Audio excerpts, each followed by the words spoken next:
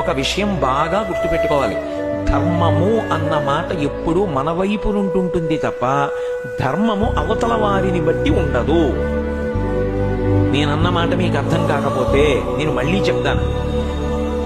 భర్తృధర్మము, నేను భర్తగా చెయ్యవలసిన పని. భార్య గయ్యాళిదా, భార్య నాతో అనుకూలమైందా అన్నదాన్ని బట్టి మారదు. నేను భర్తని కనుక నీ చెయ్యవలసినటువంటి ధర్మాన్ని నేను చేసుకుని వెళ్ళిపోవాలి. మా ఆవిడ చాలా మంచిది కాబట్టి నేను బాగా ఉంటానండి, మా ఆవిడ గయ్యాడిది కాబట్టి నేను ఉండనండి, కుదరదు. భర్తగా నీ ధర్మం నువ్వు చెయ్యాలి. పుత్రధర్మము, మా నాన్నగారు అయినదానికి కానిదానికి నన్ను తిడతారండి, అందుకని మా నాన్నగారి దగ్గర నేను ఉండనండి, తప్పు.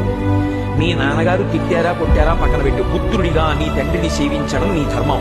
అవతల వారిని బట్టి ధర్మం ఉండదు, నీ వైపు నుంచి ధర్మం ఉంటుంది.